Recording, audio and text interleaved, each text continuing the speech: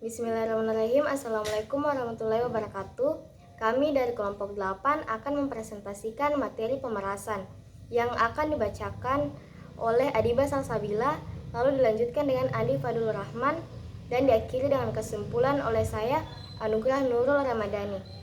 Selamat menyaksikan. Baik, bismillahirrahmanirrahim. Assalamualaikum warahmatullahi wabarakatuh.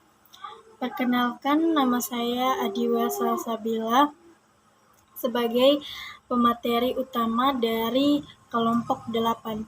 Saya akan mempresentasikan materi tentang pemerasan. Pengertian pemerasan.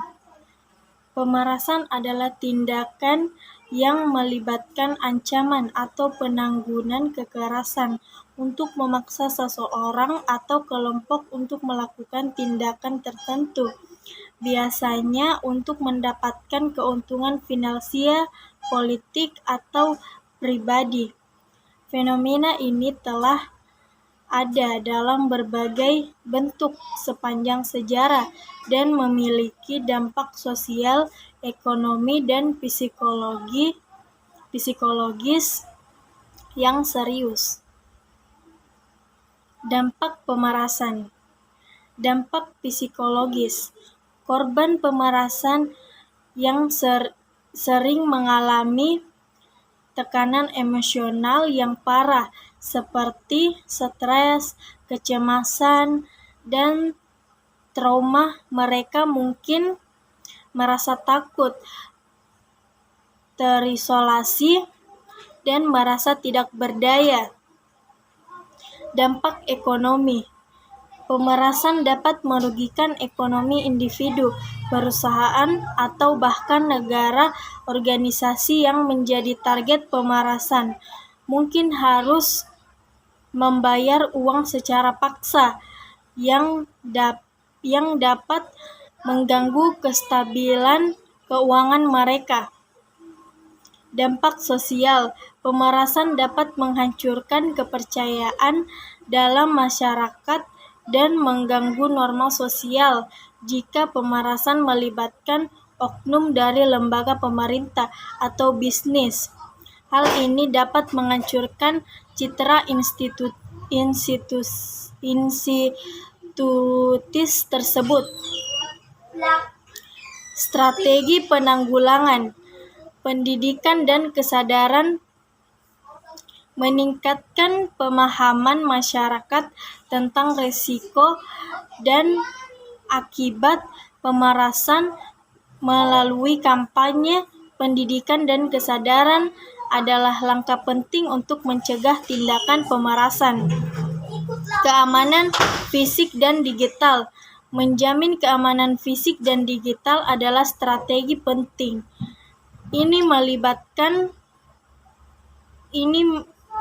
melibatkan keamanan fisik seperti peningkatan pengawasan di tempat-tempat umum dan keamanan siber untuk melindungi data pribadi dan keuangan.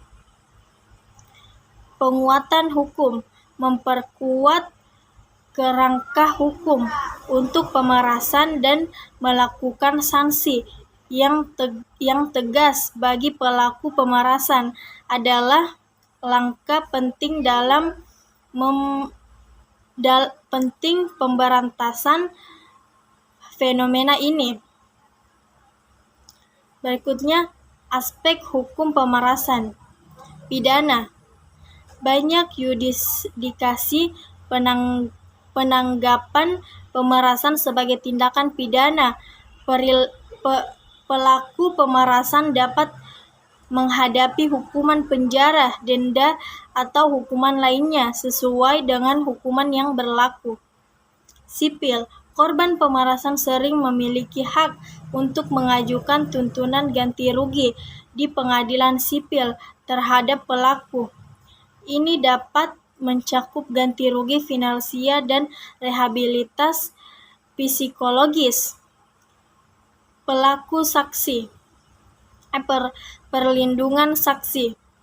Penting untuk memberikan perlakuan kepada saksi atau korban yang mau beraksi melawan pelaku pemerasan.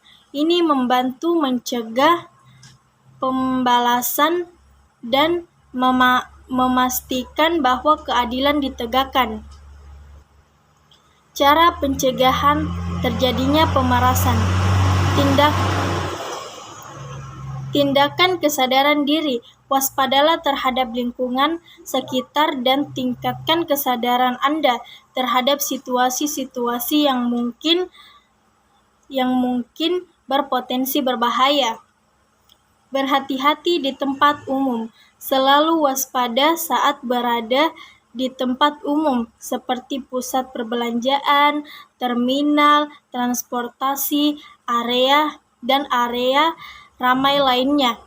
Hindari menunjukkan tanda-tanda keterlaluan atau kebingungan yang dapat menarik perhatian pelaku kejahatan. Hindari berbicara dengan orang asing.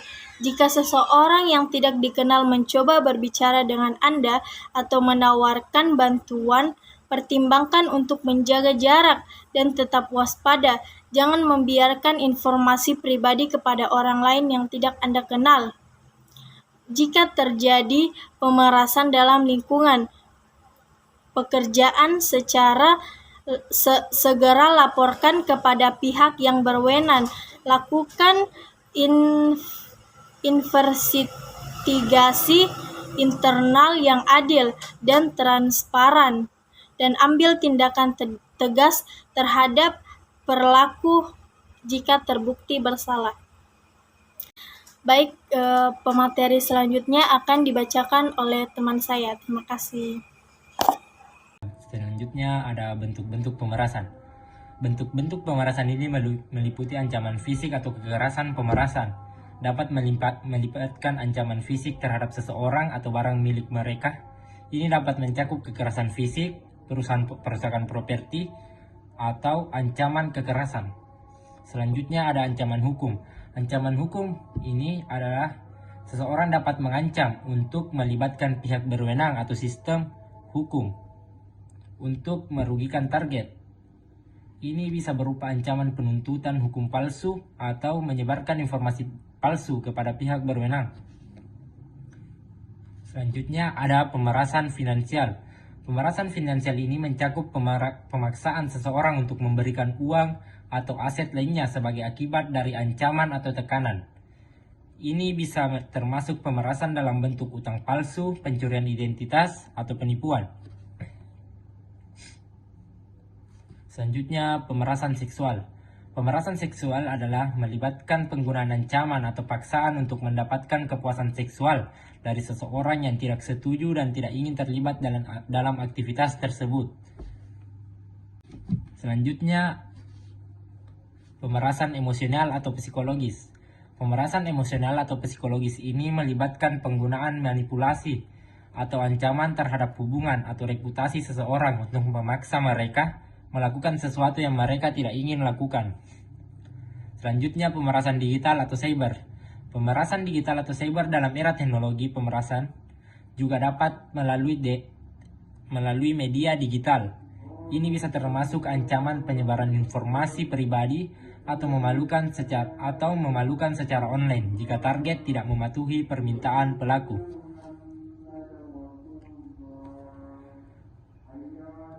Selanjutnya ada pemerasan organisasi atau bisnis. Pemerasan organisasi atau bisnis ini dapat dilakukan terhadap organisasi atau bisnis, bisa berupa ancaman sabotase, perusakan fasilitas, atau merugikan reputasi perusahaan. Selanjutnya ada pemerasan politik. Pemerasan politik dalam lingkup politik mencakup ancaman terhadap rival politik, pengungkapan informasi merugikan, atau tindakan untuk merusak karir politik seseorang. Selanjutnya, cara mencegah pemerasan di lingkungan kerja. Cara mencegah pemerasan di lingkungan kerja dapat dilakukan dengan cara yang pertama, kebijakan anti pemerasan Buat kebijakan yang jelas dan tegas terkait larangan pemerasan di tempat kerja. Pastikan semua karyawan memahami kebijakan ini dan menandatanganinya sebagai komitmen. Terus yang bisa dilakukan itu yaitu pelatihan. Pelatihan ini berikan pelatihan kepada karyawan tentang apa itu pemerasan, bagaimana mengenali tanda-tandanya, dan cara melaporkannya. Pelatihan ini juga dapat mencakup kesetaraan gender, etika, dan nilai-nilai perusahaan. Selanjutnya itu laporan aman. Laporan aman dapat dilakukan dengan cara pastikan ada mekanisme yang aman dan rahasia bagi karyawan untuk melaporkan insiden pemerasan tanpa takut adanya balasan negatif. Terus ada penanganan laporan. Penanganan laporan dapat dilakukan dengan cara tanggapi laporan pemerasan ini dengan serius dan segera. Lakukan investasi internal yang adil dan transparan dan ambil tindakan tegas terhadap pelaku jika terbukti bersalah. Terus ada promosi kesetaraan gender, yaitu aktif dalam mempromosikan kesetaraan gender dan menciptakan budaya yang inklusif di tempat kerja. Ini bisa termasuk promosi kesempatan yang setara dan menghindari perilaku diskriminatif.